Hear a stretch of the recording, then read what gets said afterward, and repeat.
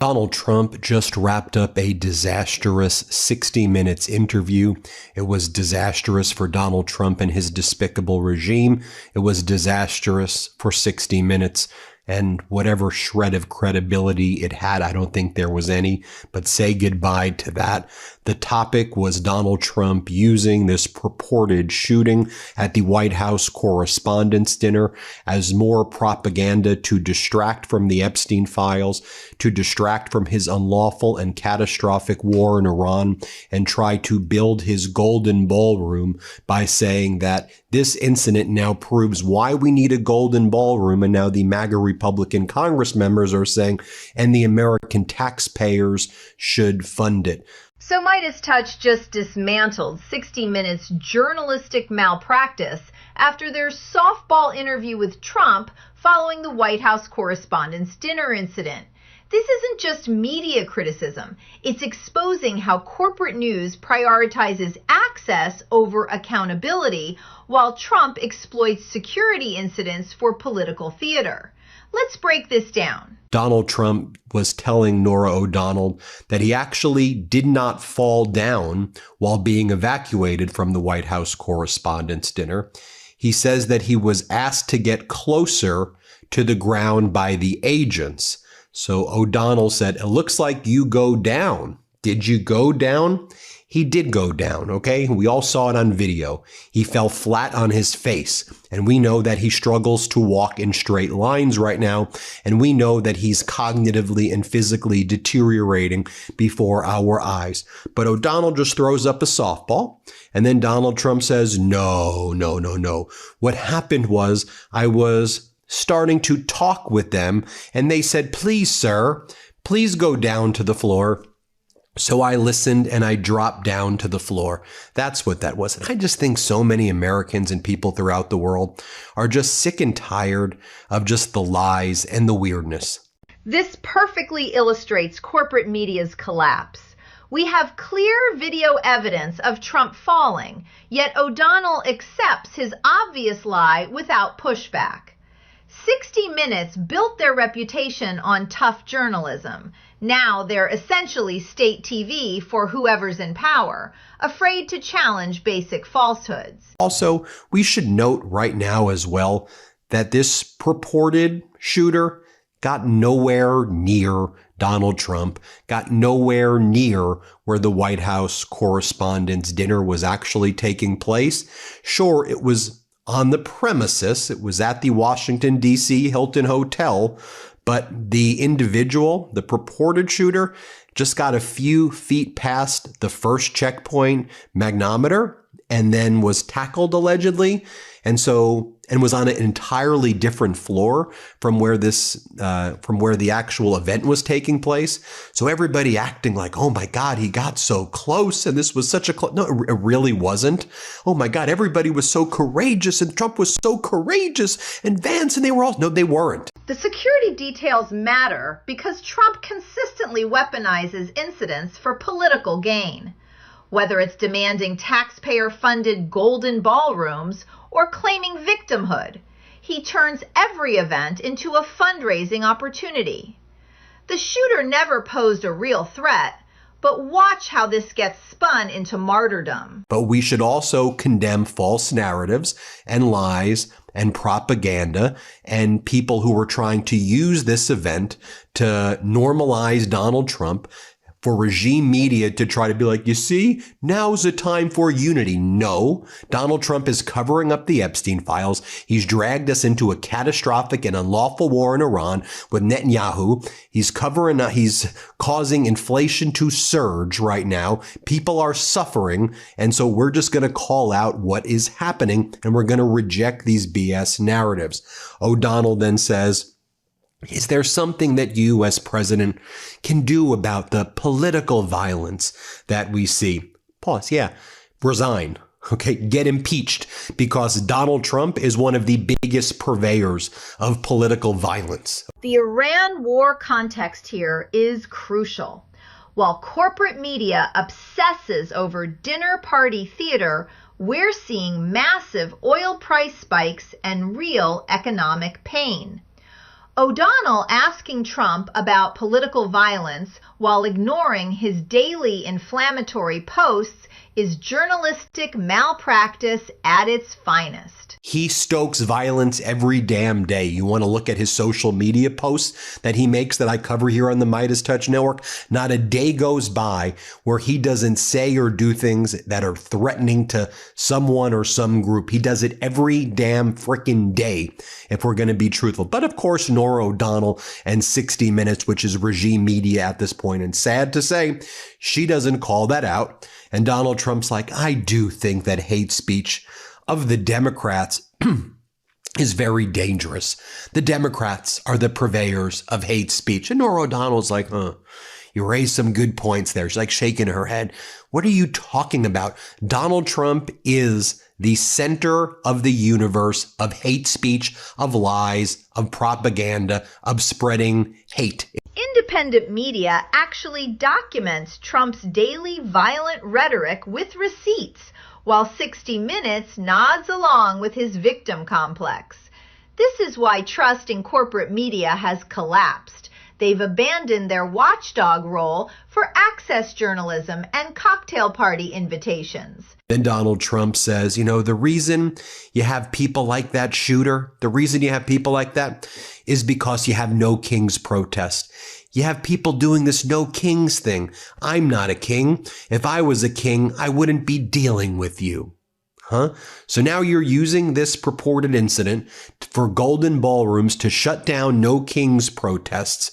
Isn't it pretty clear, folks, what's going on here? And do you think 60 Minutes is fact-checking him or saying, hey, that's not a good thing to say, you're a liar? Nope, that's not what they're doing at all. Trump literally said if he were king, he wouldn't deal with journalists, then used a security incident to attack protest movements. That's textbook authoritarian rhetoric, yet O'Donnell treats it as normal political discourse.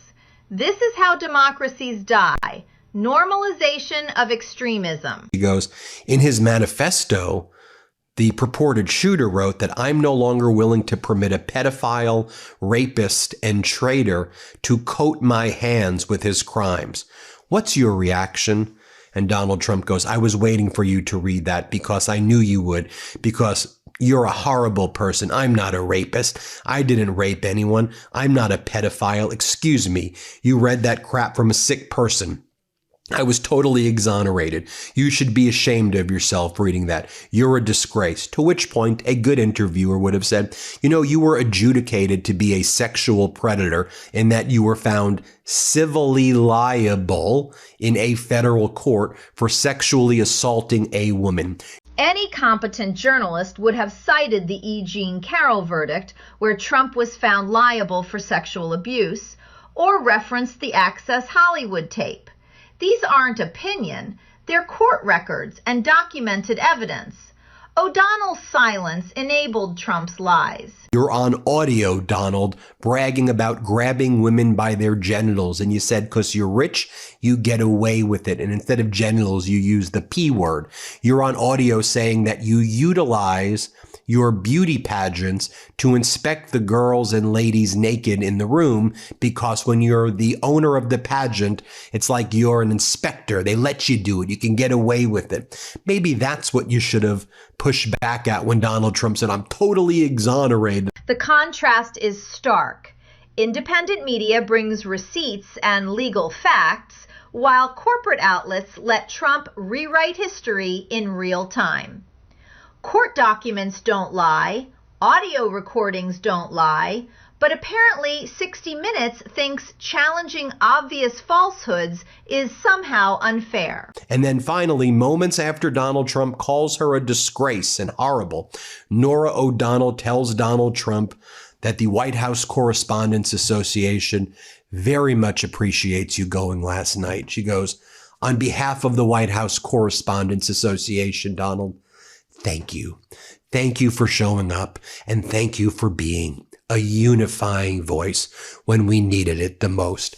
We heard that not just from Norah O'Donnell today, but all these corporate news hacks. They all behaved like that today. Thanking Trump after he called her horrible and a disgrace perfectly captures corporate media's Stockholm Syndrome. They prioritize access over dignity, treating abuse as the price of proximity to power. This dynamic explains why independent media is growing while trust in corporate news craters. Your time is done, corporate news, because people see your BS for what it is. We see that you love this guy, Donald Trump. You love his fascism. You love the access. You crave it because you're lazy, you're pathetic, you care about access and privilege and parties over the people. You think that you're the center of the story. You aren't even close to the center of the story. You know who's the center of the story? The American people are. That's what you should be focused on to do your job right. While Americans face record gas prices and an expanding Middle East conflict, corporate media focuses on dinner party drama. Independent outlets cover actual policy impacts, inflation, war costs, real consequences. Corporate news has lost sight of its actual purpose, serving the public interest. So we learned that your regime provided a lower level of security for the White House Correspondents' Dinner purposefully than it has for other gatherings of high-ranking officials. According to people familiar with the plan, why'd you do that? How about this question? The Great Lake states, Michigan, Illinois, Ohio, Wisconsin, are about to set new 2026 record highs in the next few days for gas prices. Okay? What do you think about that? The prices are about to increase another 65 cents in the next 72 hours. What do you say to the people there who are suffering? What do you say to MB Ghalibaf, Iran's parliament leader and lead negotiator in Iran, who mocks you on a daily basis, who just said the following? They brag about the cards. Let's see. Supply cards equal demand cards. Strait of Hormuz, partly played. When it comes to the Bab el-Mandeb Strait, unplayed, meaning you want us to shut that down also, Donald Trump. Pipelines, unplayed. Inventory release, played. Demand destruction, partly played. More price adjustments to come. Add summer vacation to the right unless they want to cancel it for the U.S. Also, you could have asked about the question about the statements Donald Trump made this morning, where Trump issued a new ultimatum on Iran, telling state regime media, which calls itself Fox, that Iran has just 3 days before its oil pipelines naturally explode from within. These are the questions that matter. Economic pain from the Iran war, gas prices hitting record highs, real policy consequences. Instead of softball questions about unity, journalism should focus on how Trump's policies affect ordinary Americans struggling with inflation and energy costs. Except this is not the way life works. Energy analysts and engineers generally disagree. Pipelines have something called safety valves and sensors designed to shut down pumping long before pressure reaches explosive levels. If oil cannot move, operators typically stop production at the source. Some analysts believe Iran has 2 to 3 months of inland storage before it will need to drastically cut production. And if what Donald Trump said is true, then why aren't the facilities in Saudi Arabia, in Qatar, in Bahrain, in all these other locations just blowing up? Because Donald Trump is making all this up. This is actual fact-checking, consulting energy engineers about pipeline safety claims, not just accepting Trump's technical nonsense. Real journalism requires expertise and research, not just transcribing whatever politicians say. Independent media does the work corporate outlets abandoned. There's a lot of questions that you could be asking Donald Trump right now, okay? Instead of just having this narrative about, oh my God, we need to unify around Donald Trump right now. Oh, and yes, I did not play any clips. And you know why I didn't play any clips?